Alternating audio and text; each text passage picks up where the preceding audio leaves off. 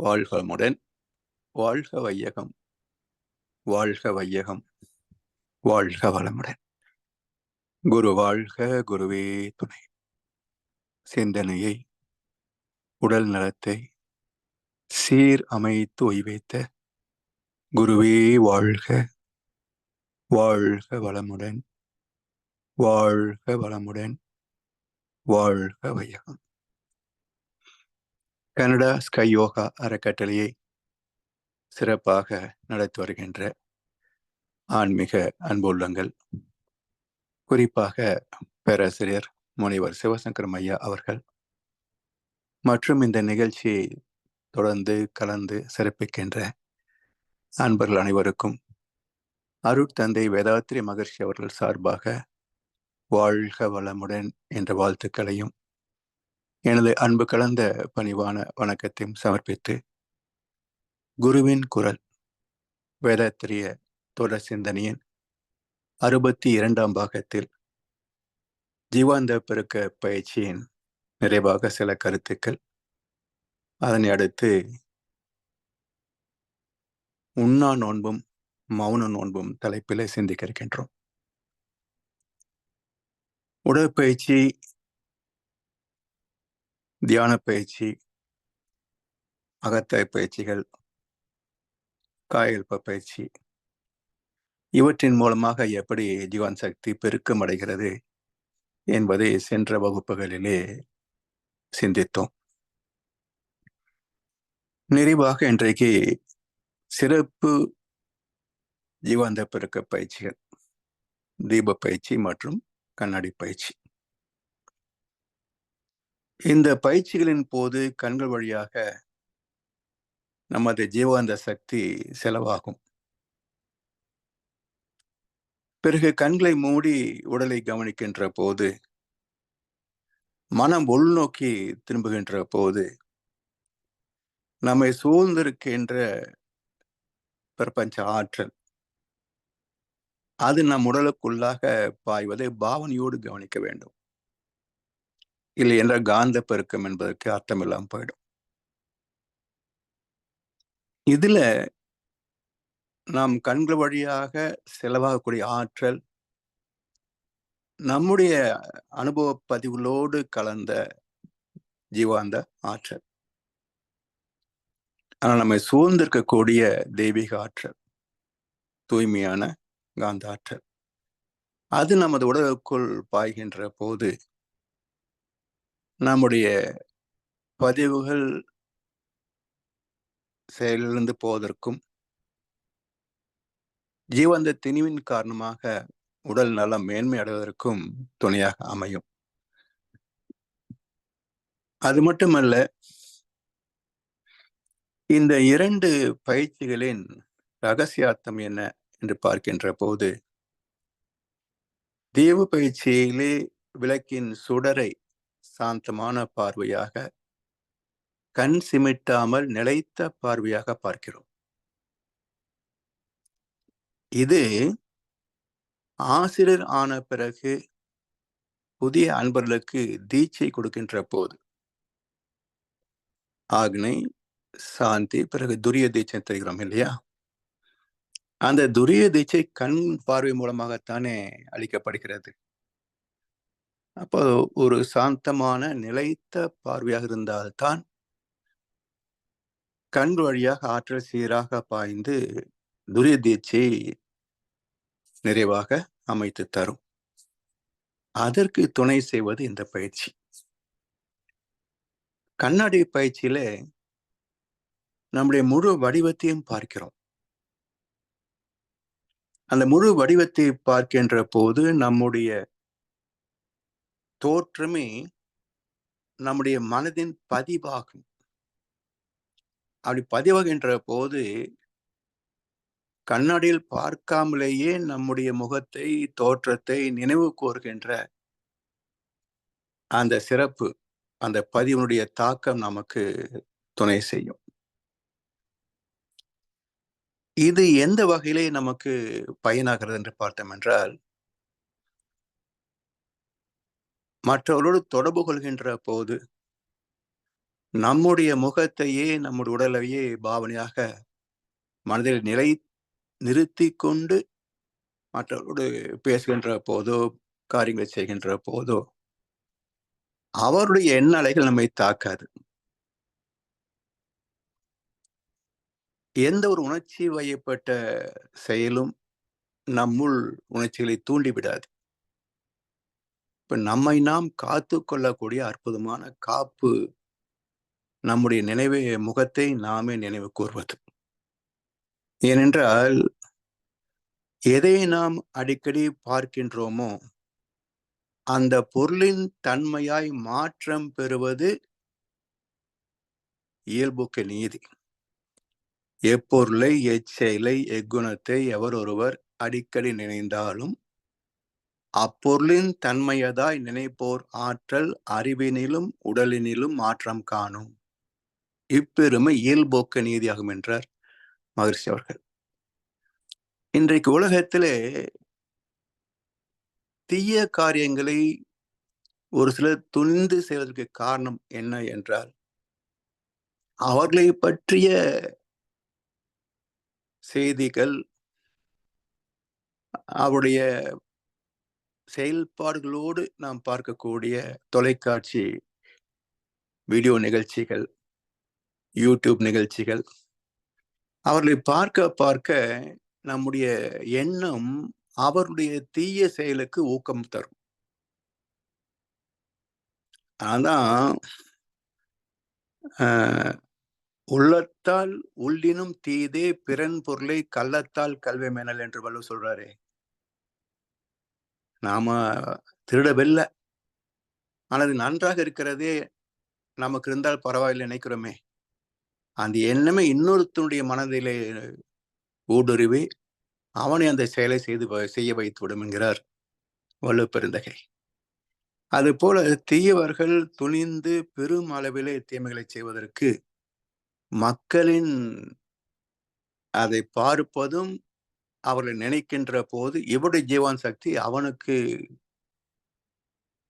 அந்த காரியத்தை செய்வதற்கான துணிச்சலை தந்துவிடும். இதனால்தான் ஒவ்வொரு நாளும் இந்த பூமியின் காந்த களங்கம் கூடிக்கொண்டே போவதற்கு காரணம் இது போன்ற நிகழ்ச்சிகள் தான். அதுவும் இன்றைக்கு தொலைக்காட்சியில் வந்த பிறகு நாம் நேரடியாக பார்க்கிறோம் இல்லையா அந்த நிகழ்ச்சிகளை. அப்போ கண்கள் வழியாக அதிகப்படியான ஜீவான் சக்தி அந்த வடிவத்திற்கு பாய்கின்ற போது அதற்கு மூலமாக அவருடைய எண்ணங்களுக்கு வலு சேரும். ஒரு காலத்துல தொலைக்காட்சி கிடையாது, செய்தித்தாள்கள் இன்றைக்கு இருப்பது போல கிடையாது. இங்கேயோ சில தவறுகள் நடக்கும், அது நமக்கு சேராது. அதனால் மக்கள் நல்லவர்களாக இருந்தார்கள். இன்றைக்கு மக்கள் நாளுக்கு நாள் தரம் குறைந்து போவதற்கு காரணம் என்ன என்றால் இத்தகைய தீயவற்றை நினைப்பதும் பேசுவதும் அவற்றை பற்றிய செய்திகளை விமர்சனம் செய்வதும் இவை எல்லாமே தீயவர்களுக்கு வலு சேர்த்துவிடும். அது இயல்போக்க விதி. அதனால் இந்த கண்ணாடி பயிற்சியில் பெறக்கூடிய மிக அற்புதமான நன்மை என்ன என்றால் இந்த பயிற்சியை தொடர்ந்து செய்து செய்து நாம் நினைத்த மாத்திரத்தில் நம்முடைய முகம் நம்முடைய நினைவுக்கு வர வேண்டும். அந்த அளவுக்கு பயிற்சியிலே தேர்ச்சி பெற்று விட்டோம் என்றால் பிறகு விழிப்புணர்வோடு யாரோடு பேசினாலும் தொடர்பு கொண்டாலும் நம்முடைய உருவத்தையே நாம் மனதில் நினைக்கூர்கின்ற போது செலவாகக்கூடிய ஜீவாந்தத்தின் அளவு மிகவுமே குறைந்து போகும். மிக குறைந்த அளவிலேயே தொடர்பு கொள்ளக்கூடிய நபர் பொருளோடு ஜீவாந்தம் செலவாகக்கூடிய அளவு மிக குறைந்த அளவிலே தான் இருக்கும். இப்ப இதன் வழியாகவும் நமக்கு ஜீவாந்தம் மிச்சமாகும், செலவு குறையும். எனவே இந்த பயிற்சி நுட்பங்களை புரிந்து பயன் கொள்ள வேண்டும். இப்போ துவக்கத்துல சில நிமிடங்கள் தீப பயிற்சிக்கு 1, 2, 3, 9, 10 நிமிஷங்க. இதுல 2, 3, 5, 5, 15 நிமிடங்கள் இவ்வளவுதான் ஒரு நாளைக்கு பயிற்சி செய்கிறோம். இப்படி தினசரி சிறிது நேரம் செய்கின்ற இந்த பயிற்சிகளை ஒரு நாள் முதல் 42 நாட்கள் வரைக்கும் மௌன நோன்பின் போது மேற்கொள்கின்ற இந்த பயிற்சிகள் பல மடங்கு ஜீவாந்த பெருக்கத்தை ஏற்படுத்தும். அதன் மூலம் உடல் நலமும் வாழ்க்கை மேன்மைகளும் சிறக்கும் என்பதில் மாற்று கருத்தே கிடையாது. எனவே மனவளக்கலை பயிற்சிகள் அனைத்தும் ஜீவாந்த பெருக்கத்தை நேரடியாகவும் மறைமுகமாகவும் மையம் கொண்டவை என்பதை உணர்ந்து நினைவிலே கொண்டு தினசரி விடாமுயற்சியோடு அனைத்து பயிற்சிகளையும் செய்து உடல் நலம், மகிழ் மனம், நீலாயுள், நிறை செல்வம், நட்பு நலம், ஆத்ம தூய்மை மற்றும் உயர்ந்த சிறந்த தெய்வ தரிசனம் பெற்று தொண்டாற்றி இந்த வாழ்க்கை அர்த்தமுள்ள வாழ்க்கையாக மாற்றிக்கொள்ள வேண்டும் என்ற நினைவோடு இந்த தலைப்பை நிறைவு செய்து அடுத்த தலைப்பாக உண்ணா நோன்பும் மௌன நோன்பும் பற்றிய கருத்துக்களை சிந்தனைக்கு எடுத்துக்கொள்கின்றோம். உண்ணா நோன்பை பற்றி வேதாத்திரி மகர்ஷி அவர்கள் அதிகமாக குறிப்பெதுவும் தரவில்லை. எந்த நூலிலேயும் அதை பற்றிய குறிப்பு இல்லை. ஞானக்களஞ்சியம் பாடலில் கூட அளவு முறை என்ற கருத்திலே தான் உண்டே தவிர உண்ணா நோன்பு அதை பற்றி மகர்ஷி குறிப்பிடவில்லை. ஆனால் உண்ணா நோன்பு உடலை தூய்மை செய்யும் என்ற கருத்து இயற்கை வைத்திய சாஸ்திரத்திலேயும் சித்தர்களுடைய கவிதைகளிலேயும் அந்த குறிப்புகள் இருக்கின்றன. ஒரு சித்தர் பாடலிலே ஒரு 4 வரிகள். ஒருவேளை உண்பான் யோகி, இருவேளை உண்பான் போகி, 3 வேளை உண்பான் ரோகி, 4 வேளை உண்பான் துரோகி என்று ஒரு பாடல். இது என்ன இலக்கணத்தை காட்டுகிறது என்றால், உடல் சார்ந்த வாழ்க்கையை கடந்து அறிவு சார்ந்த தெய்வீகம் சார்ந்த உண்மையான ஆன்மீக பயிற்சிகளை மேற்கொள்பவர்கள் அவர்களுக்கு ஒரு வேளை உணவே போதுமானது. ஏனென்றால் உடல் உழைப்புக்கான ஜீவன் சக்தி செலவு இல்லை. அட்டானமஸ் நர்வஸ் சிஸ்டம் சொல்கிறோமே, உடலுக்குள் இருதயம், நுரையீரல், உடல் உறுப்புகள் இயக்கம், இதற்கான செலவுக்கு மட்டும் உயிர் சக்தி இருந்தால் போதும். எனவே உழைப்பின் மூலமாக பெரும் அளவில் உயிர் சக்தி செலவாவது இல்லை, அதற்கான வாய்ப்பு இல்லை என்பதனால் ஆன்மீகத்தை மேற்கொண்டவர்களுக்கு உணவு குறைவாகத்தான் எடுத்துக்கொள்ள வேண்டும். நீங்க நம்ம எத்தனையோ கோவில்களுக்கு போயிருக்கிறோம். தொப்பை இல்லாத பூசாரிகளை, குருமார்களை நாம் பார்த்திருக்கிறோமா? குருக்களை பார்த்திருக்கிறோமா? மிக அதிசயம். தொப்பை இல்லாத ஒரு பூசாரியை பார்ப்பது மிக மிக அதிசயம். 0.01% இருந்தாலே அதிகம். பெரும்பாலும் எல்லாம் தொப்பையோடு தான் இருப்பாங்க. காரணம் என்ன? அவங்களுக்கு புரியாது. ஏதோ வருதுன்னு நினைச்சுக்கிட்டு தொந்தியும் தொப்பையுமா அலைவாங்க. காரணம் என்ன என்றால், அவர் பெரும்பாலும் மந்திரங்களை உச்சரிக்கக்கூடிய தொழில் அது.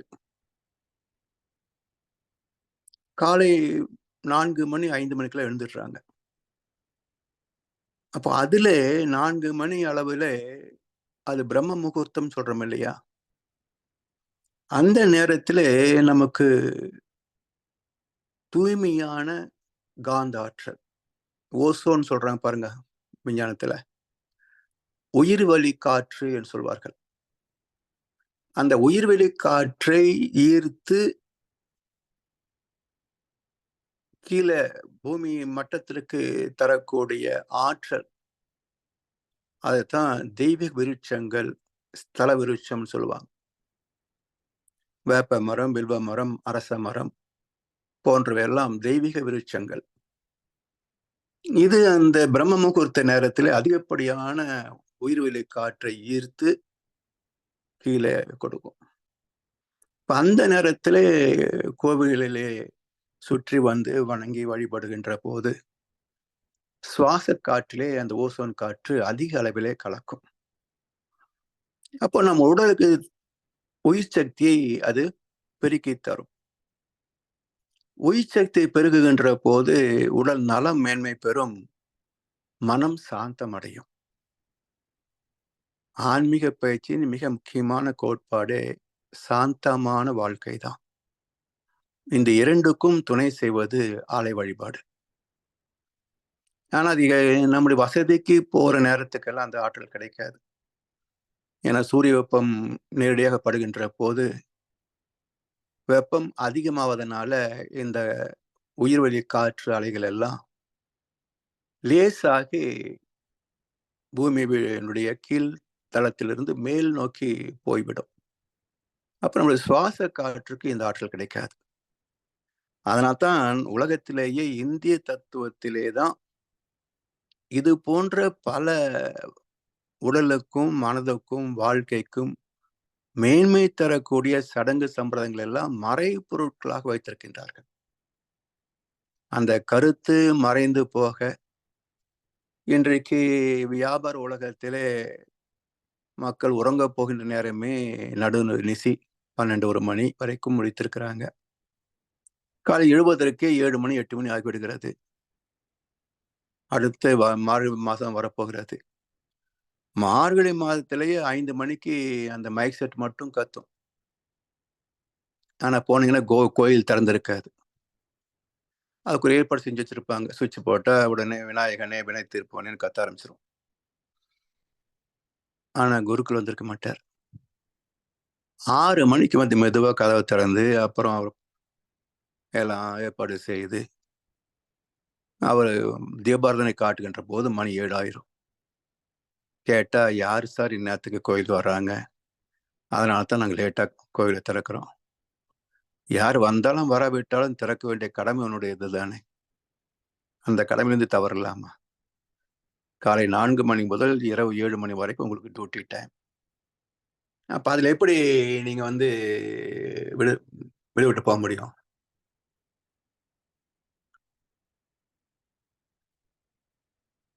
எனவே இது இதை புரிந்து கொள்வதற்காகத்தான் மகரிஷி அவர்களுடைய தத்துவத்திலே இதெல்லாம் நமக்கு விளக்கம் தந்திருக்கின்றாங்க.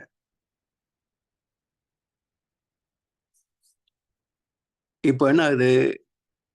காலை நேரத்துல வந்து கோவிலை சுத்தம் செய்வது, மற்ற காரியங்கள் செய்றோம். அப்போ உயிர்வளி காற்று அதிகமா சுவாசிக்கிறாங்க. மந்திரங்களை உச்சரிக்கின்ற போதும், அதுவும் நம்முடைய உயிர் சக்தியை மேன்மைப்படுத்தும். அது ஒரு முறை உச்சரிக்கிறாங்க. அவ்வப்ப வருகின்ற பக்தர்கள் அர்ச்சனை செய்ய சொல்லுவாங்க. அப்ப ஒவ்வொரு முறையும் மந்திரங்களை திரும்ப திரும்ப உச்சரிக்கிறாங்க. இந்த ஆற்றலே அவருக்கு போதுமானது. அவருக்கு உணவு வந்து மிக குறைந்த அளவு இருந்தா போதும். ஆனா என்ன செய்றாங்க? நிவேத்தியம் செய்கின்ற சர்க்கரை பொங்கல், நல்லா நெய் ஊத்தி சாப்பிட்டா, அந்த நெய் கொழுப்புல எங்க போகும்? வயித்துல தான் இருப்பாகும். Fat content. அப்போ தொப்பை வராம என்ன பண்ணும்? எனவே அந்த தொழிலுக்கு தகுந்த அளவுக்கு உணவு எடுத்துக்கொள்ள வேண்டுமே தவிர, சுவைக்காகவோ, பழக்கத்தின் காரணமாகவோ உணவை எடுத்துக்கொள்கின்ற போதுதான், நமக்கு பல வகையான நோய்கள் வருகின்றன. மருந்தென வேண்டாவாம் யாக்கைக்கு அருந்தியது அற்றது போற்றுமினி என்கிறார் வள்ளுவப்பெருந்தகை. உடலுக்கு வருகின்ற நோய்கள் எல்லாமே காரணம் என்ன என்றால், அதிகப்படியான உணவு உண்பதுதான். அதைத்தான் இங்க என்ன சொல்றாரு பாருங்க. ஒரு வேளை உண்பான் யோகி. ஆன்மீக மார்க்கத்தில் உள்ளவர்கள் ஒரு நாளைக்கு ஒரு வேளை, அது கூட நம்முடைய கையில் அள்ளினால் எவ்வளவு சாதம் வரும்? அவ்வளவுதான் கணக்கு. பிறகு காய்கறிகள், பழங்களை தான் சேர்த்துக்கலாம். ஆனா கார்போஹைட்ரேட்ஸ் வந்து அந்த கையில் அள்ளுகின்ற அளவுக்கு தான் சாதம் எடுத்துக்கொள்ளணும். அதான் ஒரு வேளை உண்பான் யோகி. சரி, இப்ப குடும்பத்திலே நாம் தொழில் செய்து தான் வாழணும். பொருள் ஈட்டித்தானே குடும்பம் நடத்த முடியும். அப்ப தொழில் செய்யக்கூடிய குடும்பஸ்தர்களுக்கு ஆன்மீகத்தை முழு நேரமாக கைக்கொள்ளாத சாதாரண மக்களுக்கு, இருவேளை உண்பான் போகி. போகி என்றால் துய்ப்பவர்கள், போகிப்பவர்கள். அப்ப 2 வேளை உணவு போதுமானது. சரி.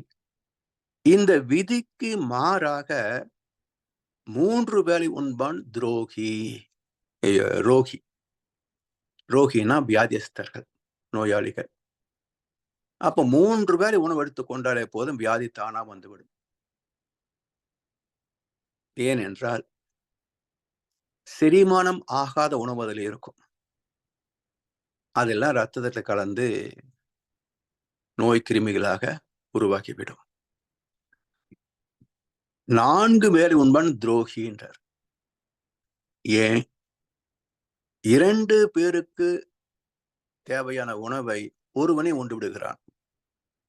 அப்ப இன்னொருவனுடைய உணவை பறித்த குற்றத்திற்கு இவன் ஆளாகிறான். அப்ப துரோகம் தானே இது. இப்படி உணவை எப்படி அளவுக்கோடு முறைக்கோடு பயன் கொள்ள வேண்டும் என்பதை நம்முடைய முன்னோர்கள் வகுத்திருக்கிறார்கள். அளவுக்கு அதிகமான உணவு தான் நம்முடைய நோய்கள் அனைத்துக்கும் காரணம். 90% வியாதிகள் உணவின் மூலமாகத்தான் வரும்.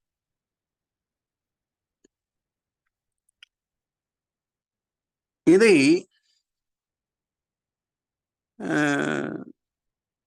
உண்ணா நோன்பு உடலை தூய்மைப்படுத்தும், சுத்த தேகம் என்றெல்லாம் பேசுறாங்க இல்லையா? அப்ப தேகம் எப்போது சுத்தமாகும் என்றால், கழிவுகள் இல்லாத தேகமே சுத்த தேகம். அப்ப இதிலெல்லாம் கழிவு இருக்கிறது. ரத்தத்துல தேவையில்லாதெல்லாம் கழிவு தான். அது வெளியே போய்விட்டா பிரச்சனை இல்லை. உள்ள தேங்கினா தான் நோய்கள். வியர்வை கழிந்து விட்டால் நோய் இல்லை. அது ஏசி போட்டு அதுக்குள்ள வாழ்க்கை நடத்துகின்ற போது அந்த வியர்வை வெளியே போகக்கூடிய வாய்ப்பு இல்லாதனால அது உடலுக்குள்ளேயே கழிவு நீராக மாறும். அட்லீஸ்ட் யூரின் போகக்கூடிய பழக்கமாவது இருக்கணும் அடிக்கடி. இப்ப சிறுநீர் கழிக்குவதற்கும் வேலை நிமித்தமாக அப்புறம் போலான்னு சொல்லி அது ரீசைக்கிள் ஆகிற அளவுக்கு பண்ணிடுவோம். அதுலேயும் நோய்கள் வரும். அதே போல மலம் சரியாக கழிக்கவில்லை என்றாலும் அது பல நோய்களுக்கு காரணமாக, அதனாலதான் மலச்சிக்கல்னு பேருங்க. அப்ப மலச்சிக்கல் வராமல் காப்பதற்கும் மிக பெரும் அளவிலே துணை செய்வது உண்ணா நோன்பு. 2வது சிக்கல் என்னன்னா மனச்சிக்கல். அது மலச்சிக்கல் உடல் நோய்களுக்கு காரணம். மனச்சிக்கல் உடல் நோய்களுக்கும் ஒரு காரணம். வாழ்க்கையின் பல பிரச்சனைகளுக்கு மனச்சிக்கலும் காரணம். சிக்கல் என்ன அர்த்தம்? இடியாப்பம் மாதிரி தான். எங்கே தொடக்கம் எங்க முடியும்னு கண்டுபிடிக்க முடியாது. இப்படி தி விசியஸ் சர்க்கிள் ஆஃப் பாவர்ட்டி அப்படிம்பாங்க. வெளிவர முடியாத ஒரு வட்டம். மக்களும் அப்படித்தான். பொருள், புகழ், செல்வாக்கு, புலனின்பங்கள் என்ற வட்டத்துக்குள்ள சிக்கிக்கிட்டு இதிலிருந்து வெளிவர விரும்பாமல் சிக்கி தவிக்கின்றவர் பலர், வெளிவர முடியாமல் தவிக்கின்றவர்களும் சிலர். பிறகு எப்படி வாழ்க்கை சுகமாக இருக்கும்? நோய் இல்லாத உடல் எங்கே? நிம்மதியான மனம் எங்கே? பகை இல்லாத உறவு எங்கே? நிம்மதியான வாழ்க்கை எங்கே? யுத்தம் இல்லாத உலகம் எங்கே? எல்லாம் கனவுகள் தான். எனவே இதெல்லாம் புரிந்து கொள்வதற்கே நமக்கு இப்பதான் மகரிஷி மூலமாக வாய்ப்பு கிடைத்திருக்கிறது. இதெல்லாம் நம்முடைய தாய் சொல்லித் தரவில்லை. நமக்கு பாடம் கற்பித்த பள்ளி ஆசிரியர்களும் சொல்லித் தரவில்லை. கல்லூரிகளும் சொல்லித் தரவில்லை. இந்த சமுதாயத்தில் ஆன்மீகத்திற்கென்று பொறுப்பேற்றுக் கொண்ட மதவாதிகளும், பூசாரிகளும், புரோகிதர்களும் இவர்களும் சொல்லித் தருவதில்லை. எப்படி நமக்கு தெரியும்? நாமே தெரிந்து கொள்ள முடியுமா? எனவே தெரிந்தவர்கள் தெரியாதவர்களுக்கு சொல்லிக் கொடுத்தால்தான் தத்துவார்த்தங்கள் தலைமுறைக்கு பயனாகுமே தவிர, ஒவ்வொரு தலைமுறையாக அது கடந்து பயணிக்குமே தவிர, கற்றுக் கொடுப்பதற்கே ஆள் இல்லை என்றால் அது தேவையில்லாது என்றே ஒரு கருத்து பரவி போயிடும். அதனால் இன்றைக்கு நாம் நல்ல கருத்துக்களை, பயிற்சிகளை செய்ய வாருங்கள் என்று அழைத்தாலும் கூட, அன்பர்களே வாருங்கள், அறிவிஞ்சிறப்பிடம் அறிந்து இன்பமுற அன்பர்களே வாரீர். எத்தனை ஆயிரம் ஆயிரம் இன்பங்கள் இவ்வுலகெங்கும் பெருண்ட முழுவதும் அத்தன் அருளாட்சியாக நிறைந்துள்ளான். அறிவை விரித்து அனைத்தும் துய்த்து இன்பமுற அன்பர்களே வாரீர்னு 60 ஆண்டுகளாக கூவி கூவி அழைத்தார் மகர்ஷி அவர்கள். எத்தனை பேர் வந்து சேர்ந்தாங்க? எல்லா மகன்களும் இப்படி தோற்று போனவர்கள் தான். இந்த சமுதாயத்தை சீர்திருத்தத்திற்காக தன்னுடைய வாழ்க்கையை அர்ப்பணித்து நட்டப்பட்டவர்களே மகான்கள். அவர்கள் எதிர்பார்த்த அளவுக்கு அன்பர்களும் வரவில்லை, வந்தவர்களும் தரம் பெறவில்லை. சரி, இப்போ இந்த மனச்சிக்கலை நீக்குவதற்குரிய வாழ்க்கை என்ன? முதல்ல சிக்கல்னா என்னன்னு தெரியணும். நன்று தீதுக்கு பேதம் தெரியணும். ஏன்னா இன்றைய வாழ்க்கை முறையில ஏமாற்றுவதும் ஏற்றுக்கொள்ளப்பட்ட வாழ்க்கை முறை. நன்மைகளிலே பெருமை பாராட்டுவதும் துன்பம் வருகின்ற போது துவண்டு போவதும் ஏற்றுக்கொள்ளப்பட்ட வாழ்க்கை முறை. மூக்குள்ள வரைக்கும் சளி பிடிக்கும், விரலுக்கு தகுந்த வீக்கம், வீட்டுக்கு வீடு வாசப்படி, இப்படி இதுக்கென்று சில பழமொழி கண்டுபிடிச்சு வச்சிருக்கிறாங்க. இப்படி இந்த வாழ்க்கை என்றால் 1000 இருக்கும், வாசல் தோறும் வேதனை இருக்கும். இப்படியே ஏற்றுக்கொள்கின்ற ஒரு மனோபாவத்துக்கு மக்கள் பழகிவிட்டாங்க. அதனால் இதை விட்டு ஒரு நிம்மதியான வாழ்க்கை இருக்கிறது என்று சொன்னால், அதெல்லாம் எதுக்குங்க, இவ்வளவு பயிற்சி பண்ணி அதெல்லாம் முடியுதா? ஏதோ இருக்கிற வரைக்கும் இப்படி போயிட்டு என்று நல்லவற்றை கற்றுக்கொள்வதிலே ஆர்வம் கூட காட்டுவதில்லை. முதல்ல ஆர்வம் வந்தா தானே கற்றுக்கொள்ள முடியும். நல்லவற்றின் மீது நாட்டம் கொண்டால் தானே தீயதை செய்யாமல் இருக்க முடியும். எனவே இதெல்லாம் சமுதாயத்தில் ஒதுக்கப்பட்ட விஷயங்களாக, ஏதோ ஒரு சிலர் மட்டுமே செய்தா போதும், அவங்க காலில் விழுந்து ஆசீர்வாதம் வாங்கிக்கிட்டா நமக்கு எல்லாம் கிடைக்கும் நம்புறாங்க. அதாவது துறந்தார்க்கு துப்புரவு வேண்டியாங்கொள் மற்றவர், ஏதோ என்ன கருத்துன்னா, ஞானிகளுக்கு தேவையான வசதியை செய்து கொடுப்பதே புண்ணியம் என்றும், நாம தவம் செய்ய வேண்டியது அவசியம் இல்லை என்றும் மக்கள் நினைத்துக் கொண்டார்கள் என்று ஒரு குறள் இருக்கு, திருக்குறள். துறந்தார்க்கு துப்புரவு வேண்டி மறந்தார்க்குள் மற்றவர்கள் தவம். துறந்தார்க்கு துப்புரவு வேண்டி மறந்தார்க்குள் மற்றவர்கள் தவம். மற்றவங்கள மறந்துட்டாங்க போல அப்படின்னார் வள்ளுவர். அதுபோல் இன்னைக்கு தவம் ஒழுக்கம் என்பதெல்லாம் தேவையில்லாத விஷயங்களாக மாறிப்போச்சு. அப்போ துன்பம் வராம இருக்குமா, நோய்கள் வராம இருக்குமா? எனவே இந்த மலச்சிக்கலுக்கும் மனச்சிக்கலுக்கும் தீர்வு என்ன என்றால், சுத்த தேகம் சுத்த மனசு. இப்ப மனசை சுத்தப்படுத்துவதற்கு ஏற்கனவே பயிற்சிகளை பார்த்தோம். உடற்பயிற்சி வேணும், காயல்ப பயிற்சி வேணும், தியான பயிற்சி வேணும், அகத்தாய் பயிற்சி வேணும். அப்புறம் உடல் தூய்மைக்கு உடற்பயிற்சி, காயல்பம். மன தூய்மைக்கு அகத்தாய் பயிற்சிகளும் அகத்தவ பயிற்சிகளும். இந்த இரண்டையும் இணைத்து பயன்படுத்தக்கூடிய ஒரு வாழ்க்கை ஆன்மீகம். அந்த இரண்டும் இணைந்தாதான் உடலும் மனசும் வாழ்க்கையும் சிறப்பாக அமையும். அப்ப தவத்தின் உச்சகட்டம் என்ன என்றால் மௌனம். தவத்தின் உச்சகட்டம் மௌனம். கண்டனவெல்லாம் மௌன உரு வெளி அதாகவே கருதி அஞ்சலை செய்வோம் என்றார் தாய்மானார். அது போல மௌனம் தான் தவத்தின் உச்சம். இப்ப மௌனம் என்பது என்ன? வாயை மூடிக்கிட்டா மௌனம்னு நினைக்கிறாங்க பல பேர். ஆனா உண்மையான மௌனம் அதல்ல. வெறும் வாய் மூடல் மௌனம் அல்ல. காயா வாச்சா மனசா மௌனின்னு சொல்வார்கள். உடம்பால், மொழியால், மனதால் மௌனம் மேற்கொள்ள வேண்டும். உடம்பு சைகை காட்டக்கூடாது. மனசு நினைக்காம, எதையும் நினைக்காம எண்ணமற்ற நிலைக்கு போகணும். அப்போ உடம்பு, செயல், பேச்சு, எண்ணம் எண்ணம், சொல், செயல் மூன்றும் மறந்த நிலைதான் மௌனம். அதான் தவம். அப்ப தவத்தின் உச்சம் மௌனம் ஏன் சொல்றோம்? மௌனம் என்பது 1 மணி நேரத்திலே தொடங்கி பல நாட்கள் போகலாம். ஒரு அளவு என்று எடுத்துக்கொண்டால் 48 நாட்கள் வரைக்கும் ஒரு மண்டலம் கணக்கு. அதிக நாட்கள் மௌனம் இருந்தவர் ஓஷோ. 1350 நாட்களுக்கு மேலாக தொடர்ந்து மௌனத்திலே இருந்தவர். அதனால தான் அவருடைய பேச்சிலேயே பாருங்க ஜீவன் சக்தி அப்படியே தெரிக்கும். ஒரு மெஸ்மரைசிங் வாய்ஸ்.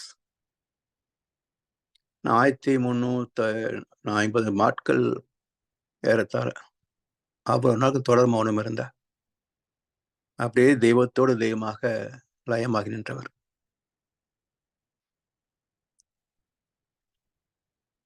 இதை மகரிஷி என்ன சொல்றாங்க?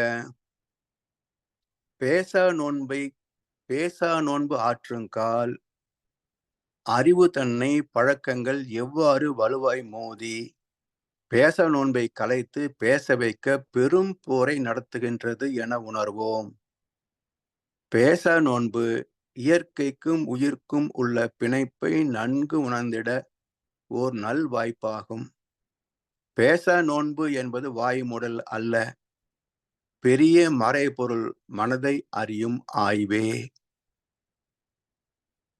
மௌனத்துடைய சிறப்பு ஒரு 8 வரிகளிலே சுருக்கமாக சொல்லியிருக்கிறார் மகரிஷி. ராமாயணத்திலே ஒரு அற்புதமான குறிப்பு உண்டு. ராமனுக்கு 16 வயது ஆகிறது. அந்த சமயத்துல விஸ்வாமித்திரர்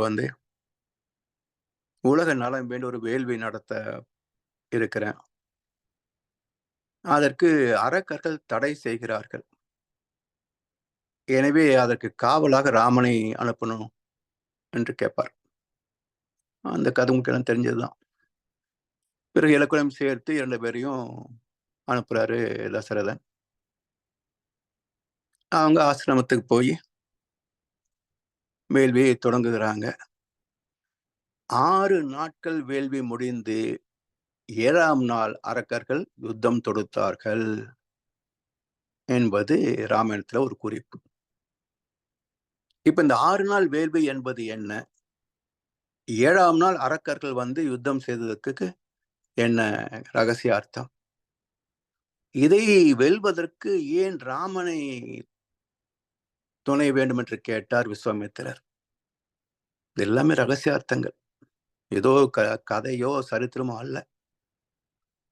மனித குலத்தின் வாழ்வுக்கு வழிகாட்டக்கூடிய அற்புதமான நெறிமுறைகள் தான் ராமாயணம், மகாபாரதம், கந்த புராணம். அதெல்லாம் யாரும் பயன் கொண்டதாகவே தெரியல. என்னுடைய குறிப்பு என்னன்னு பாத்தீங்கன்னா, மனம் ஒடுங்கி எண்ணம் அற்ற நிலையிலேதான் சாதனைகளை சாதிக்க முடியும். இப்ப வாழ்த்தும் பயனும் சொல்றோம், சும்மா வாழ்க்கை சொன்னா மாறி போயிடுமா? தவத்தின் முடிவில் தான் வாழ்த்து அமைச்சிருக்கிற மகர்ஷி அவர்கள்.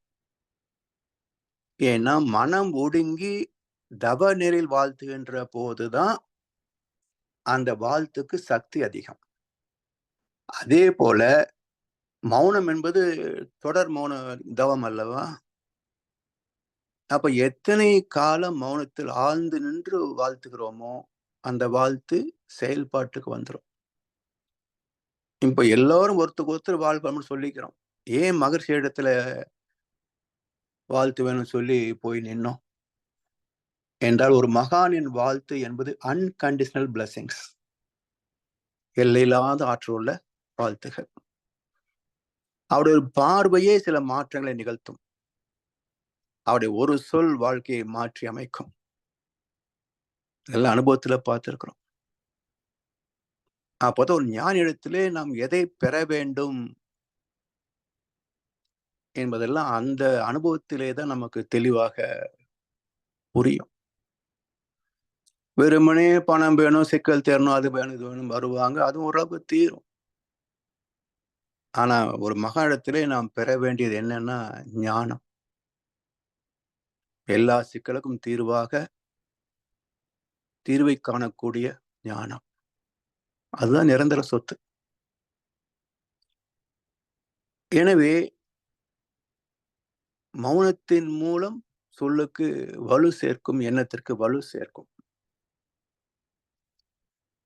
அப்ப 6 நாட்கள் வேள்வி என்பது மௌனம் நம்மளும் வச்சுக்கங்க. 6 நாட்கள் மௌனம் இருக்கிறாங்க ரிஷிகள். விஸ்வாமித்திரோட தலைமையில ரிஷிகள் எல்லோரும் 6 நாட்கள் மௌனம் இருக்கிறாங்க. 7ஆம் நாள் அரக்கர்கள் மௌனத்தை கெடுப்பதற்கு, மௌனத்தை கலைப்பதற்கு வர்றாங்க.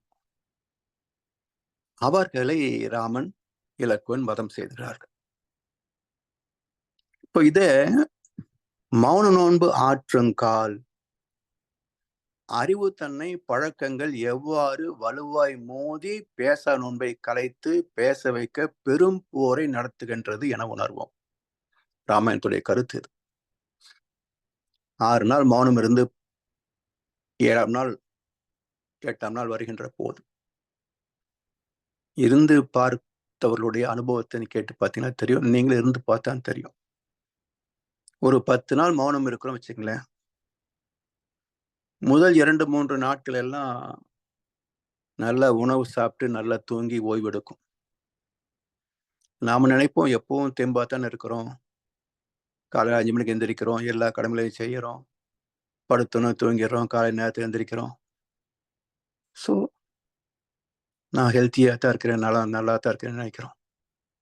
பிறகு ஏன் அந்த ஆரம்ப நாட்களிலே அளவுக்கு அதிகமாக சாப்பிடுகிறோம், தூங்கிக்கிட்டே இருக்கிறோம் என்றால் மௌனத்திற்கு உடல் சக்தி அதிகமா இருக்கணும். அப்பதான் மனம் ஒடுங்கும். சக்தி எல்லாம் திரண்டு சிவம் பெறுக. இயக்கம் திரட்சி பெற்று இருப்பு அதிகமானால்தான் மௌனத்துக்கு, தவத்துக்கு மனம் ஒடுங்கும். இல்லைன்னா மனம் நிற்காது. அந்த ஜீவாந்த பெருக்கத்திற்காக உணவிலிருந்து அதிகமா எடுக்கணும். அப்ப அதிகமா உண்டு ஓய்வு உறக்கத்திலே ஒரு 3, 4 நாட்கள் இதுல போயிடும். இது நமக்கான கதை. ஞானிகளுக்கு அவங்க எப்பவுமே விஸ்வாமித்திரர்லாம் உண்மையான ஞானி இல்லையா? அந்த அவஸ்தை அவருக்கு இல்லை. இப்ப தவம் தொடங்கியிலிருந்து மௌனம் தொடங்கியதிலிருந்து 6 நாட்கள். இந்த 6 நாட்கள் மௌனம் முடிந்து அதன் பிறகு பார்த்தோம்னு சொன்னா பேசா நோன்பு ஆற்றுங்கால் அறிவு தன்னை பழக்கங்கள் எவ்வாறு வலுவாய் மோதி பேச நோன்பை கலைத்து பேச வைக்க பெரும் போரை நிகழ்த்துகின்றது என உணர்வோம். எதுக்கு இந்த மௌனம்? என்ன ஞானியாக போறியா? ஞானியா என்ன பண்ண போற? எல்லா மகளும் வந்து ஞானியாத்தான் இருந்தாங்க, போயிட்டாங்க. உலகம் தெரிஞ்சிருச்சா? ஒன்னும் நடக்கல. நீ ஞானியா என்ன பண்ண போற? போய் வீட்டை பாப்பியா, வேலையை பாப்பியா, 4 சீரியல் பாப்பியா, சினிமா பாப்பியா, ஊர் சுத்துவியா? இதெல்லாம் விட்டுட்டு எதுக்கு சும்மா அங்க வெட்டிக்கு உட்கார்ந்துட்டு இருக்கிற என்று நம்முடைய மனம், நம்முடைய பழக்கங்கள், நம்முடைய புலன் கவர்ச்சிகள் நம்மை தாக்கும். இதுதான் அரக்கர்கள் தாக்குறது. இந்த அரக்கத்தன்மையை தி டெமனிஸ் கேரக்டர்ஸ், இந்த அரக்கத்தன்மையை யார் வதம் செய்ய முடியும்? விஸ்வாமித்திரால முடியாதா? ஏன் முடியல? அரக்கர்களை வதம் செய்யக்கூடிய தகுதி, திறம் தெய்வத்துக்கு மட்டுமே உண்டு. ஆணவத்தை அழிக்கும் திறம் தெய்வத்துக்கு மட்டுமே உண்டு. அதனால்தான் எல்லா புராண கதைகளிலும் ரிஷிகள் அரக்கர்களை வதம் செய்ததாக கதையே கிடையாதுங்க. ஒரு டெம்பரரி துரத்திட்டாங்கன்ற மாதிரி தான் இருக்கும். அரக்கர்களை வதம் செய்ததாக அவதார புருஷனைத்தான் காட்டுவாங்க. தசாவதாரம் பாருங்க. அரக்கர்களை வதம் செய்ததெல்லாம் தசாவதாரம் தானே. காரணம் என்ன என்றால் ஆணவத்தை வெல்லுகின்ற திறம் தெய்வீகத்தன்மைக்குத்தான் உண்டு. மனதை வெல்லும் திறம் அறிவுக்குத்தான் உண்டு. அப்போ தெய்வமே அரக்கரை வதம் செய்ய வேண்டும். ஸோ தெய்வத்தின் அவதாரம் இல்லையா ராம அவதாரம். ஸோ ராமன் அரக்கர்களை வதம் செய்தான். வேள்வி வெற்றிகரமாக முடிந்தது. ஸோ மௌன நோன்பு ஆன அனுபவத்தை, சிக்கல்களை, வெற்றி சொல்ல வந்ததுதான் இந்த நிகழ்ச்சியை தவிர வேற ஒன்றும் இல்லை. அதே மகிழ்ச்சிங்க சொல்றாங்க, நாம் பேச நோன்பு ஆற்றுகின்ற போது பழக்கங்கள் வலுவாய் மோதி நம்முடைய மௌனத்தை கலைப்பதற்கு பெரும் போரை நிகழ்த்தும். அதுல வெற்றி பெறணும். பேசா நோன்பு இயற்கைக்கும் உயிருக்கும் உள்ள பிணைப்பை நன்கு உணர்ந்திட ஒரு நல்வாய்ப்பாகும். அந்த போரிலே தோற்றுவிட்டால் இந்த வாய்ப்பு கிட்டாது. அந்த போரிலே வெற்றி பெற வேண்டும். குருச்சேத்திரத்தில் வெற்றி பெற வேண்டும். ஜிகாத் போராட்டத்தில் வெற்றி பெற வேண்டும். அப்பதான் அடுத்த மேன்மை என்ன? வெற்றி பெறுகின்ற போது பேசா நோன்பு இயற்கைக்கும் உயிருக்கும் உள்ள பிணைப்பை நன்கு உணர்ந்திட ஓர் நல்வாய்ப்பாகும். நம்முடைய உயிர், இந்த இயற்கை, இந்த இரண்டுக்கும் என்ன தொடர்பு? இந்த உடம்பு வந்ததே இதுக்குள்ள நவ தாதுக்கள், 9 தாதுக்கள் இருக்கு, 7 தாதுக்கள் இருக்குன்னு சொல்றோம். ரசம், ரத்தம், சதை, கொழுப்பு, எலும்பு, மஜ்ஜை, சுக்கிலம் என்று 7 தாதுக்கள் இந்த உடம்புக்குள்ள இருக்குது. இந்த 7 தாதுக்களுக்கும் காரணக்கர்த்தா யாருங்க? கோள்கள். சூரியன், புதன், சுக்கிரன், சந்திரன், செவ்வாய், குரு, சனி. அடுத்தது ராகு, கேது, சிந்தனை, ஆற்றல்.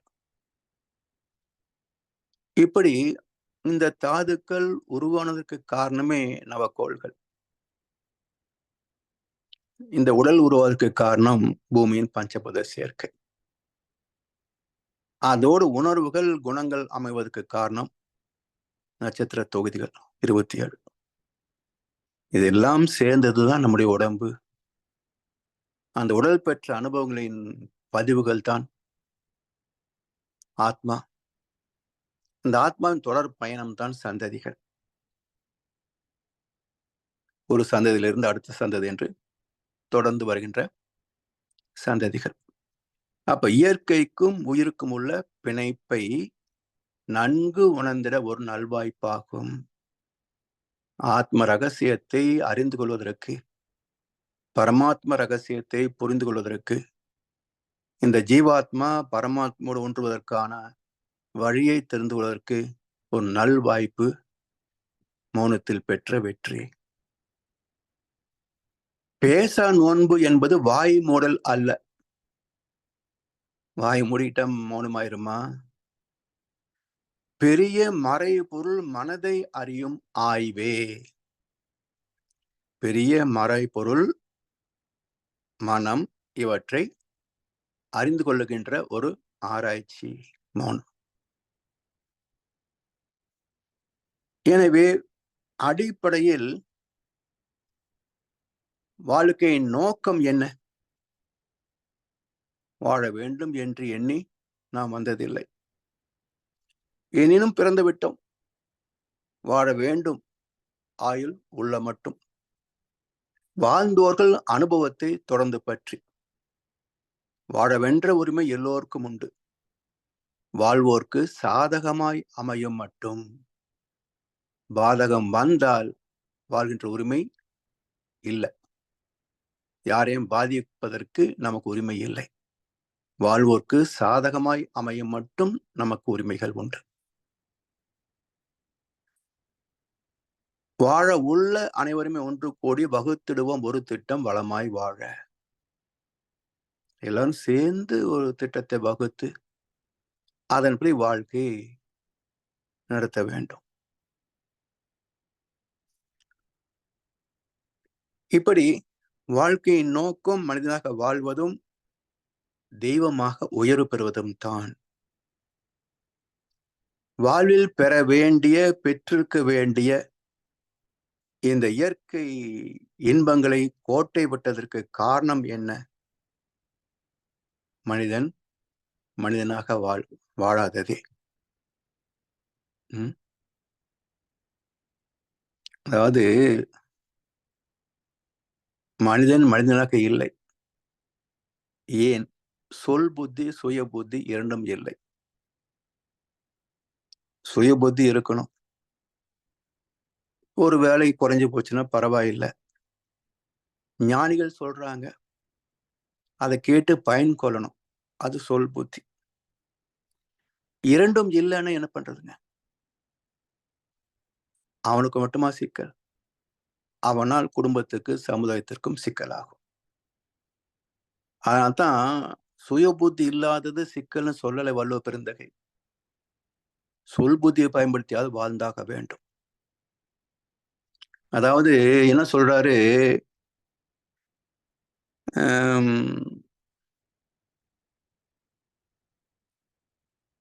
சரியான கருத்துக்களை கேட்கவில்லை என்றால் இவன் இருந்தும் என்ன, இல்லாவிட்டால் என்ன என்ற கருத்து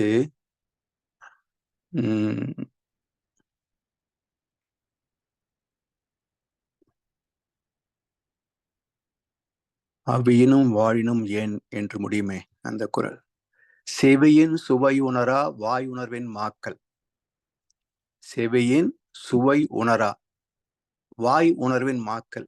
திங்கத்தில் இருக்கிற ஆர்வம் நல்ல கருத்துக்களை கேட்பதில் இருக்கிறது இல்லை. தண்டச்சோறுகள் அர்த்தம். செவியின் சுவை உணரா வாய் உணர்வின் மாக்கள். மக்கள் அல்ல, மாக்கள், முட்டாள்கள். அவையினும் வாழினும் ஏன்? இவர்கள் இருந்தால் என்ன, செத்தால் என்ன? எவ்வளவு கடுமையான வார்த்தை பாருங்க. இப்படிப்பட்ட பிண்டங்கள் இருந்தால் என்ன, செத்தால் என்ன? இந்த உலகத்துல 820 கோடி மக்கள் இல்லை, கிட்டத்தட்ட 70-80% மக்கள் இப்படித்தான் இருக்கிறாங்க. அதனாலதான் உலக யுத்தம் வருமா வருமானு நம்மை திகைக்க வைத்துக் கொண்டிருக்கிறது ஒவ்வொரு நாளும். எனவே மனிதன் மனிதனாக வாழாததே அனைத்துக்கும் காரணம். அதாவது நாம் சந்திக்கின்ற அனைத்து சிக்கல்களுக்கும் காரணம் வாழ்கின்ற வாழ்க்கை முறைக்கும் வாழ வேண்டிய வாழ்க்கை முறைக்கும் உள்ள பேதங்களே உடல் நோய் முதல் உலக யுத்தம் வரை அனைத்து பிரச்சனைகளுக்கும் காரணம். ஜீவ இனங்களில் மனிதன் மட்டுமே மறை பொருட்களை அறிந்து சுகம் பெறுவதற்கு என்று, ஆனந்திப்பதற்கு என்று பிறந்த இனம்.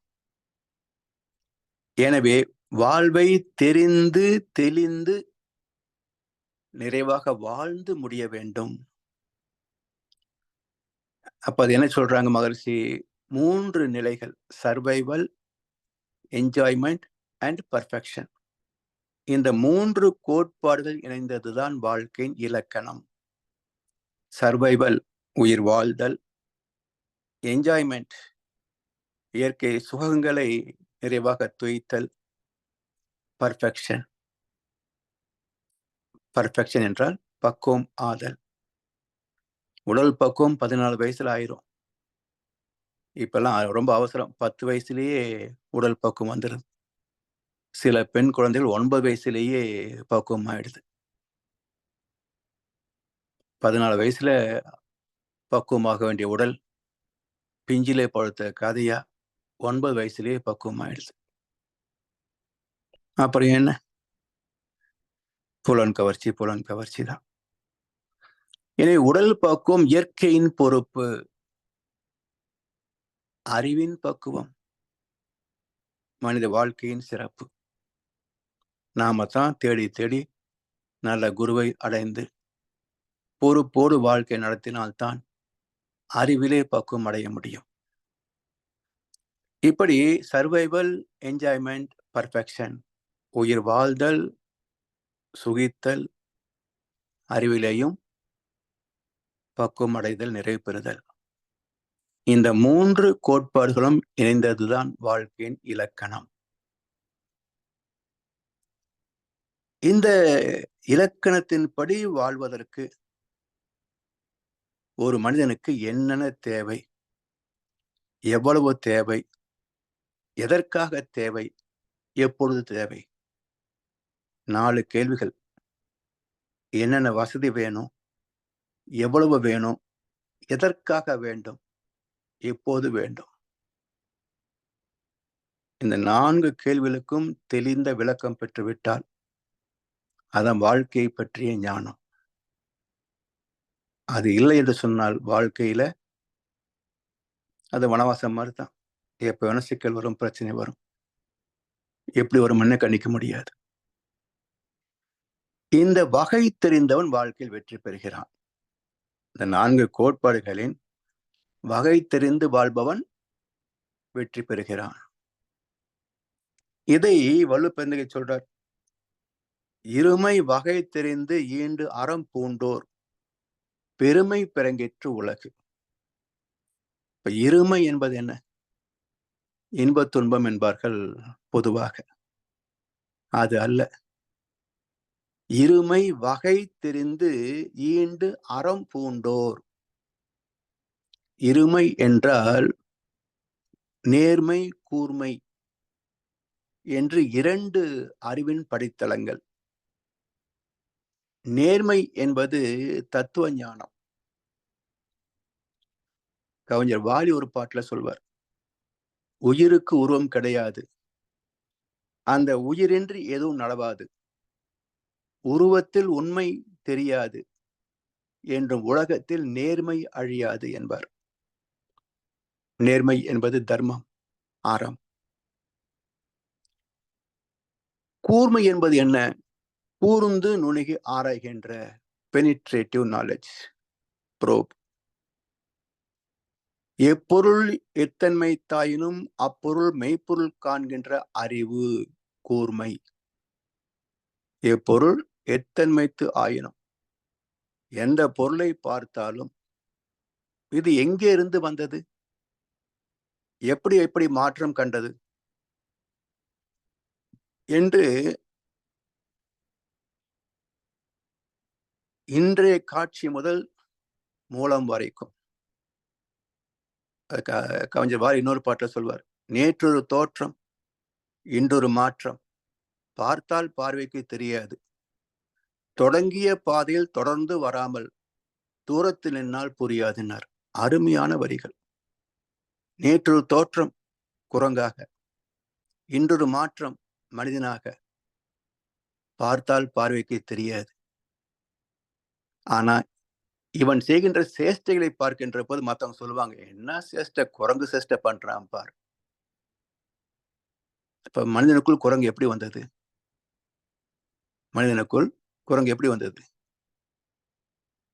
தொடங்கிய பாதையில் தொடர்ந்து வராமல், எங்கே பரிணாமம் தொடங்கியதோ அந்த பயணத்தில் தொடர்ந்து வந்தால்தான் இறைநிலையே துகளாகி, விண்ணாகி, பஞ்சபூதங்களாகி, நுண் உயிராகி, 5 அறிவு விலங்குகள், பறவைகளாகி, எளிதில் மனிதனாக வந்து அதிலே பல தலைமுறைகளை கடந்து இன்றைக்கு நானாக வாழ்கிறேன்.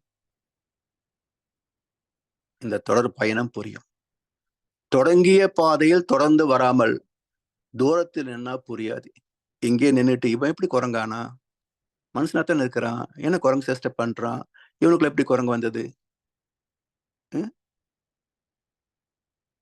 அதாவது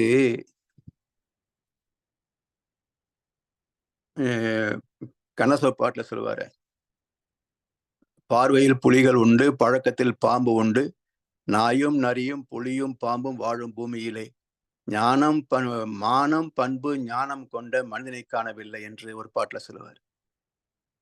அவருடைய மனிதனுக்குள்ள எல்லா ஜீவன்களையும் பார்க்கிறோம். எப்படி வருகிறது? இவனுக்குள்ள புலி இருக்குது, நாய் இருக்குது, நரி இருக்குது. அத்தனை குணங்கள் என்னக்குள் எப்படி வந்தன யோசிச்சு பார்த்தா தானே புரியும். இங்கே நின்றுகிட்டு எப்படி வந்து எப்படின்னு கேட்டா பதில் கிடைக்குமா? இப்ப அப்படித்தான் உலகம் போய்கிட்டு இருக்குது. பித்திரு தோசை அது இதுன்னு சொல்லிக்கிட்டு உலகம் மற்றவரை ஏமாற்றி சில பேர் பிழைத்துக் கொண்டிருக்கிறார்கள். அவ்வளவுதான். அப்ப அந்த தொடர் பயணம் பரிணாமத்தை ஆராய்ந்து பார்த்தால் தான் விளக்கம் புரியும் என்கிறார் அந்த பாடலே. அதான் நேர்மை, கூர்மை. அப்ப இந்த நேர்மை, கூர்மை என்ற இருமை வகை தெரிகின்ற போது என்ன வரும்? நாம் செய்த நல்வினைகள் நமக்கு நல்ல வாழ்க்கையை தருகின்றன. நாம் செய்த தீவினைகள் நமக்கு துன்பங்களை தருகின்றன. அப்ப நாம் என்பது இந்த உடம்பு மட்டுமல்ல. இந்த ஊன் எடுத்த பின் செய்த தீவினை ஏதுமில்லை. பிறப்பதற்கு முன் செய்த தீவினையோ இங்கனே வந்து மூண்டது வென்றார் பட்டினத்தார். இந்த உடம்பு பிறப்பதற்கு முன்பு யார் செஞ்சாங்க? என் தாய் தந்தை, தாத்தா பாட்டி, கொள்ளு தாத்தா பாட்டி என்று 6 தலைமுறைகள். எது செய்தது? இந்த ஆத்மா செய்தது.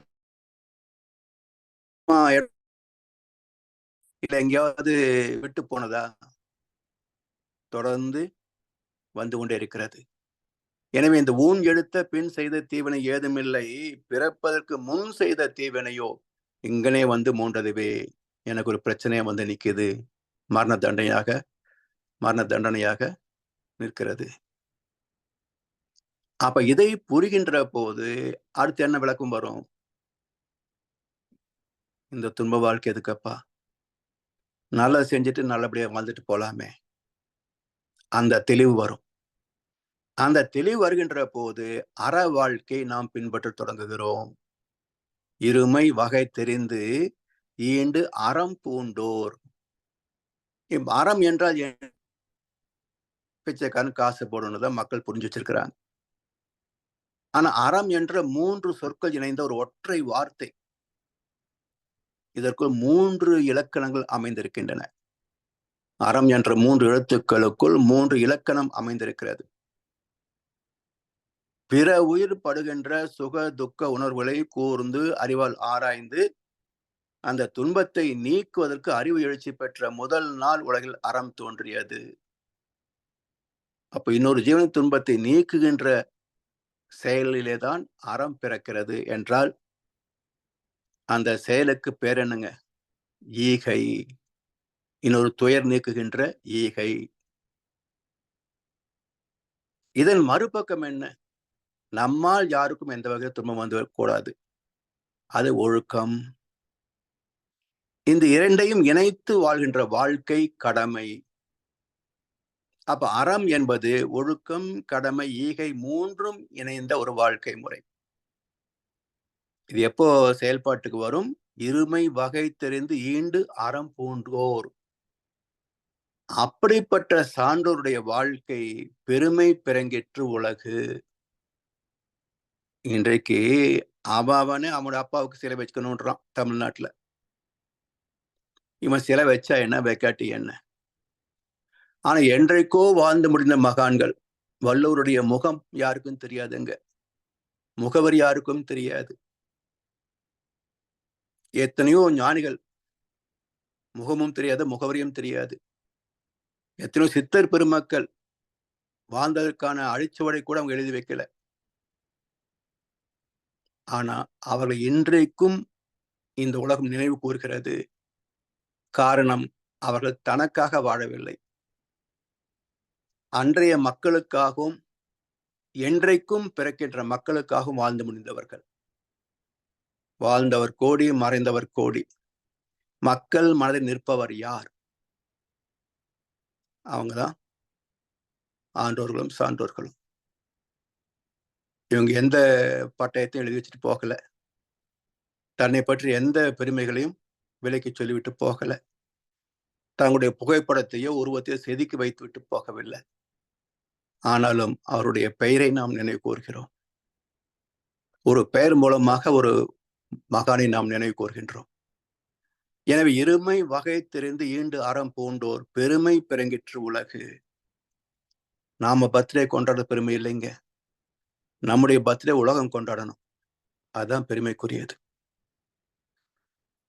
சரி, இதற்கான வழிவகைகள் என்ன என்பதை அடுத்த அமர்வில் சிந்திப்போம் என்று சொல்லி வாய்ப்பளித்த அனைவருக்கும் நன்றி பாராட்டி இன்றைய உரையை நிறைவு செய்கின்றோம். வாழ்க வளமுடன், வாழ்க வளமுடன், வாழ்க வையகம். மிக்க நன்றிகள் ஐயா. நன்றி ஐயா. வாழ்க வளமுடன். ஐயா, அன்பர்கள் ஐயாவிடம் மேலும் விளக்கங்கள் கேட்க விரும்பினால் அல்லது ஏதாவது கேள்விகள் இருந்தால், உங்களுடைய கருத்து பரிமாறல் இருந்தால் ஐயாவுடன் கேட்டுக்கொள்ளலாம்.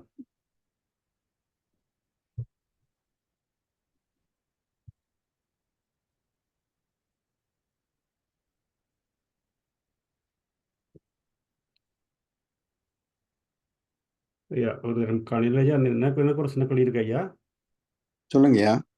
சொன்னா அந்த நீங்க அந்த கண்ணாடி பயிற்சியை பற்றி சொல்லும் பொழுது, இந்த அது இந்த பேப்பர்ஸ் வந்து எங்கள் தோட்டத்தை வந்து நாங்கள் நினைவு வைத்துக் கொண்டு அதாவது வந்து எங்கள்ட தோட்டம் வந்து நாங்களே பார்க்கிறதுக்கு மனதில் பதிஞ்சு அப்போ வேற வெளி உலகத்துடன் நாங்கள் இன்டராக்ட் பண்ணும் பொழுது, இப்போ மற்றவர்களுடன் பேசும்போது இன்டராக்ட் பண்ணும் பொழுது, எங்கள்ட தோட்டம் எங்கள்ட மனதில் அதை வைத்துக்கொண்டு தண்டா அந்த வெளியிலேருந்து வர நெகட்டிவ் வைப்ரேஷன்ஸ் எல்லாத்தையும் அது தடுத்து கொள்ளும் அப்படின்ற ஒரு கருத்து சொன்னீங்களா ஐயா? ரைட். இதில் எனக்கு ஒரு சின்ன எனக்கு வேற மாதிரி மூடி ஓடிச்சுன்னு சொல்லி சொன்னால், அதுதான் பர்பஸ் என்று சொல்லி சொன்னால், இப்போ பாருங்க, பெரும்பாலும் எல்லாரும் வந்து காலைல கண்ணாடி பார்க்குறாங்க, காலை மாலை எல்லா நேரம் இப்போ அடிக்கடி பார்ப்பாங்க. அப்படி பார்த்து நான் சும்மா இப்போ இப்போ இப்போ நீங்கள் சொன்னது இப்போ தான், இப்போ அதுக்கு மேலே சும்மா பார்ப்பாங்க அப்படின்ட்டு பார்த்துட்டு அதை பற்றி சிந்திக்கையில் போயிடுவாங்க. அப்போ அந்த கண்ணாடி பயிற்சி அதோட சேர்க்கலாமா? அப்போ அதாவது பார்க்கும் பொழுது இப்போ காலையில் அது சொல்லுங்க ஐயா. கண்ணாடி பயிற்சி செய்வதற்கும் நம்ம வாழ்க்கையில கண்ணாடியை பார்ப்பதற்கும் பெரிய வித்தியாசம் இருக்குங்க.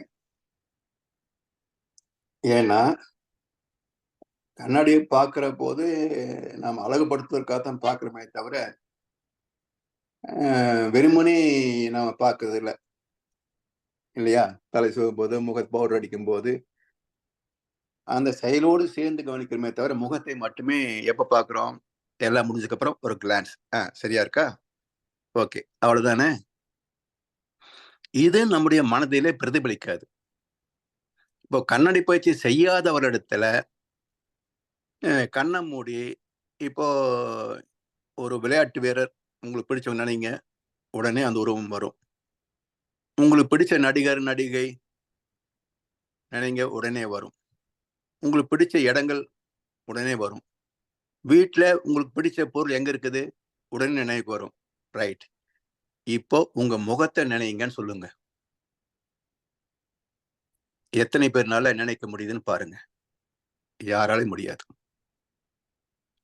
பயிற்சி செய்யாமல் கண்ணாடியை பார்க்காமல் மனதிற்குள்ளேயே நம்முடைய முகத்தை நினைத்த மாத்திரத்தில் நம்முடைய முகம் நமக்கு நினைவு வராது. ஏன்னா பல பேரை பல முறை பார்க்கிறோம். நம்ம குடும்பத்துல, வெளியில, பொதுமக்கள் இடத்துல, நிறைய ஆபீஸ்ல நிறைய பேரை சந்திக்கிறோம், தினசரி பார்க்கிறோம்.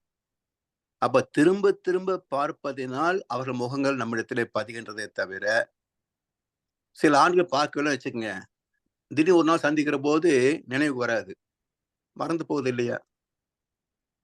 அப்ப நினைவு கூறுதல் என்பது திரும்ப திரும்ப பார்த்து கொண்டிருந்தால் தான் நினைவில் நிற்கும், இல்லைன்னா மறந்து போடும்.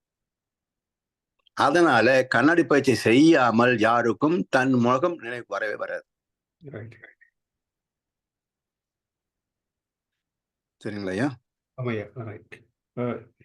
மற்ற ஐயா, என்னமோ நல்ல ஒரு விஷயம் ஒன்று சொன்னீங்கன்னு சொன்னால், நான் அதை பற்றி அடிக்கடி யோசிக்கிறது என்னென்னு சொல்லி சொன்னால், நீங்கள் ஒரு காலத்தில் வந்து டிவி இல்லை, சினிமா ஒன்றும் இல்லை, அந்த தகவல்களும் மனுஷருக்கு எல்லாம் வராது. அப்படி இருக்கும் பொழுது அந்த மனிதர்களுக்கு அந்த குழப்பங்கள் எல்லாம் சரியா குறைவு. ஆமா, நிம்மதியா ஓடிட்டு இருந்தது. ஆமா. ஐயா, என்னன்னு சொல்லி சொன்னால், இந்த எல்லாம் வந்து எல்லாம் இப்போ பார்த்தீங்கன்னு சொன்னால், ஈவன் வைத்தியம் கூட இப்போ யூடியூப்ல பார்த்தீங்கன்னு சொன்னால், ஒரு தினம் வைத்தியம் சொல்லுவான், அந்த இதை சொல்லி இதை சொல்லி அந்த எல்லாம் அதத்தான் இப்ப மருத்துவர் என்ன சொல்றாங்க, don't challenge your Google knowledge with our professional degree அப்படிம்பாங்க. இப்ப எல்லா மருத்துவமனைகள் வச்சிருக்கிறாங்க, don't challenge your Google knowledge with our professional degree and experience. இல்லையா? அப்படி இல்லையா? இப்ப எல்லாம் குழம்பி எல்லாம் எல்லாரும் ஒரு ஒரு ஒரு ஒரு ஒரு விதமான ஒரு ஒரு விதமான ஒரு ஒரு பைத்தியம் பிடிச்ச நிலைமை ஐயா எல்லாருக்கும். பைத்தியமே தான். அதான் ஐயா. வைத்தியமே தான். ஆமாய்யா. அது இன்றைக்கு ஏஐ வந்த பிறகு பல விஷயங்களை உள்ளது உள்ள மாதிரியே காட்டுறாங்க. அதை நீங்க பார்த்த உடனே கண்டுபிடிச்சிடலாம். இதெல்லாம் இயற்கையில சாத்தியம் இல்லை.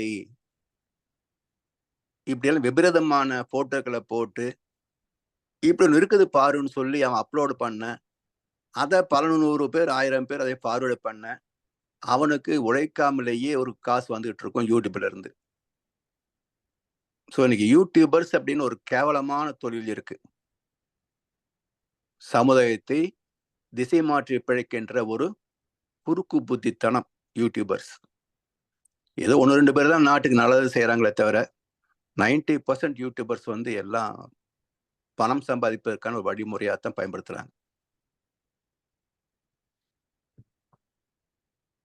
இப்போ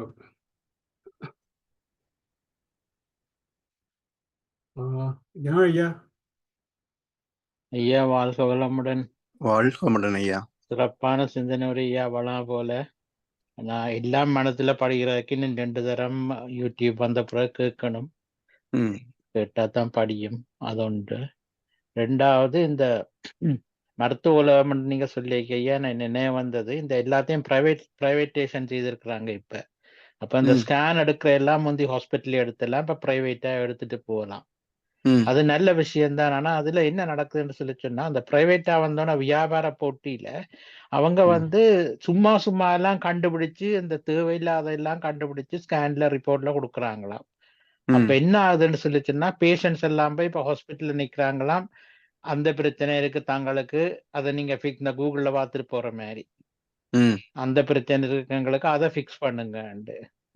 அது உண்மையிலேயே ஒரு மருத்துவ உலகத்துக்கு ஒரு சிக்கலா வந்திருக்குன்னு சொல்லி அந்த டாக்டர்ஸுமே இப்ப அதை பற்றி சொல்லி கொண்டிருக்கிறாங்க. வாங்க ஹாஸ்பிட்டலுக்கு. அதாவது வலி என்று வந்த பிறகு மட்டும் அது வைத்தியம் பார்த்தா போதும். நம்ம சிம்டம்ஸ் பார்த்துட்டே ஓடுறோம். ஆமா ஐயா. இதால் அறிகுறிகள், இது வந்தவொடனே உடனே டாக்டர் பாருங்கன்னு போடுவான் யூடியூப்ல.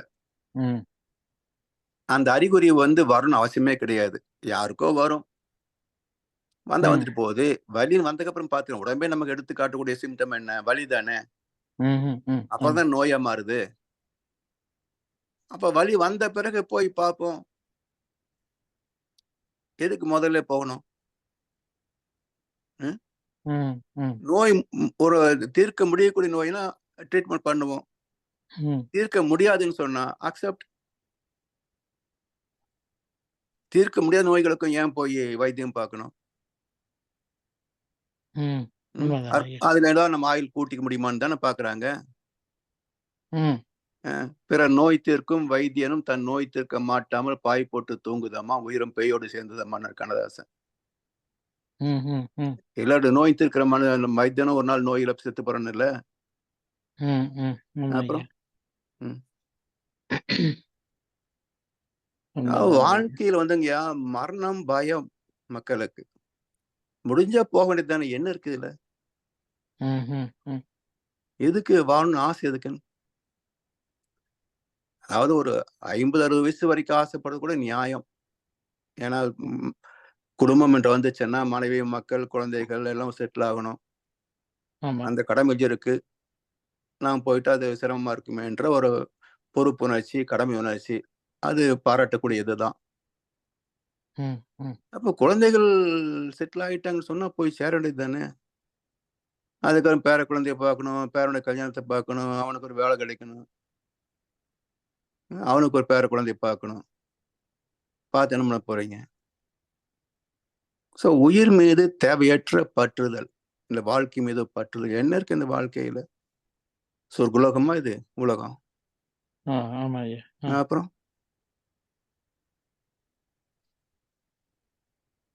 அதனாலதான் இதெல்லாம் வாழ்க்கையை தெரிஞ்சுக்கிட்டோம் சொன்னாக்கா இதுல பற்று இருக்காது. இருக்கிற வரைக்கும் கடமை செய்யறோம். ரிட்டர்ன் டிக்கெட் கூப்பிட்டா பூமிக்கு நன்றி சொல்லி போய் சேர வேண்டியதுதான். அவ்வளவுதான். இதுல என்ன இருக்கு? இதுல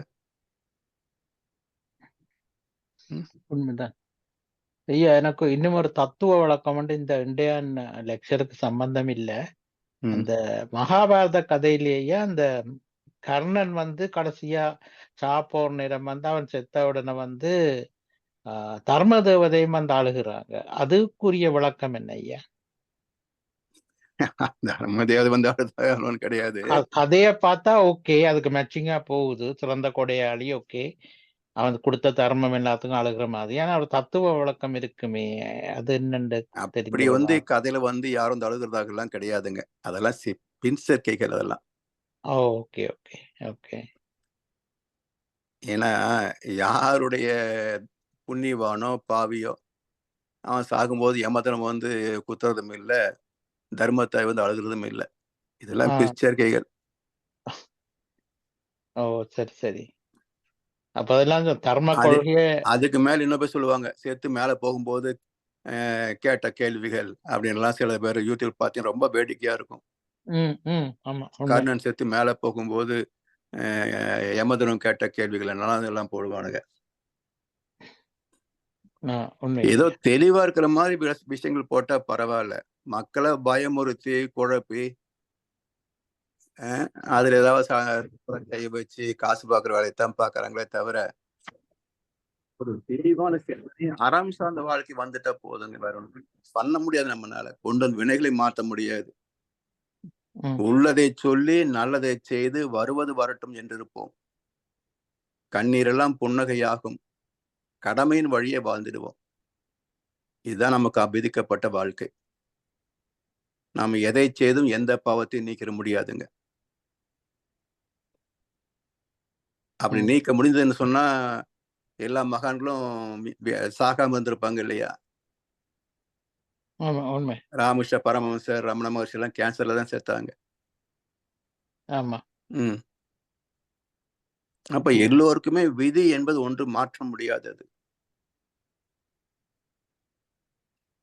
வந்து பிறந்துட்டோம், யாருக்கும் துன்பம் அளிக்காமலும் வருகின்ற துன்பத்தை ஏற்று சகித்துக் கொண்டும், இதை தவிர வேற வழியே கிடையாது. இதுல ஒரு மன நிறைவுக்குத்தான் நம்ம கோயிலுக்கு போய் மன்றாடுகிறோம். காப்பாத்திரைவான்றதெல்லாம் ஒரு மன நம்பிக்கை, மன சாந்திக்காகத்தான். தீராது, மன சாந்திக்காக. நோய் வந்தா மருத்துவரை பார்க்கிறோம், இது தீர்க்கக்கூடிய நோயா இல்லையான்னு தெரிஞ்சுக்கிறதுக்காக. அவரும் தீர்க்கக்கூடிய நோய்க்கும் மருந்து கொடுக்குறாரு, தீர்க்க முடியாத நோய்களுக்கும் மருந்து கொடுத்து ட்ரை பண்ணலாமே அப்படின்னு கொடுத்து பார்க்கிறார். அதுல தேர்வதும் உண்டு, தோல்வி அடைவதும் உண்டு. ஸோ எப்படி இருந்தாலும் நம்முடைய date of death, date of birth, பிறப்பும் இறப்பும் நம் கையில் இல்லை. அடுத்தடுத்து நடக்கும் நிகழ்ச்சிகளும் நம் கையில் இல்லை. பாதை வகுத்த பின்பு பயந்தன லாபம். பிறந்தாச்சு, பயந்து என்ன பண்றதுங்க? உண்மையா. நன்றி ஐயா, சொந்த விளக்கம். வாழ்க வளமுடன். நன்றி ஐயா, வாழ்க வளமுடன். ஐயா, அதில் ஒரு சின்ன ஒரு கேள்வி என்ன, அந்த நீங்கள் சொன்னீங்க வைத்தியர்கிட்ட இந்த சிம்டத்துக்கு போகாமல் நோய் வந்தது பிறகு, அதாவது நோய் வந்தது பிறகு போகலாம்ன்ற மாதிரி கருத்து சொன்னீங்க. ஆமா, வலி வந்த பிறகு போகணும். வலி நீடித்தால் தான் நோய். ஆமா, அந்த வலி வரும்பொழுது அந்த நோய் கொஞ்சம் முத்தி போச்சுன்றா, முத்தினது பிறகு வலி அப்படி இல்ல அப்படி இல்ல, முத்தின பிறகு வலிக்காது, முதல்லயே தான் வலிக்கும். ரைட், அதான் ஐயா, ரைட், ஓகே, ஃபைன். வலி வந்த பிறகுதான் அது முற்று நோயாகும். ரைட், சரியா. நாங்கள் இதுடன் நிறைவு செய்து கொள்வோம். ஐயாவுக்கு வாழ்த்து கூறி நாங்கள் செய்துவோம். உங்களோட சிந்தனையை வழங்கிய முன்னிலை பேராசிரியர் பழனிசாமி ஐயாவுக்கு நாங்கள் அனைவரும் சேர்ந்து வாழ்த்து கூறுவோம். முன்னிலைக்கு பேராசிரியர் வரதராஜ பழனிசாமி ஐயா வாழ்க வளமுடன். அவரின் உடல் நலம், மனவளம், பொருளாதார வளம், அவரின் அன்பு குடும்பம், அவரின் வேதாத்திரிய தொண்டு வளமுடன்.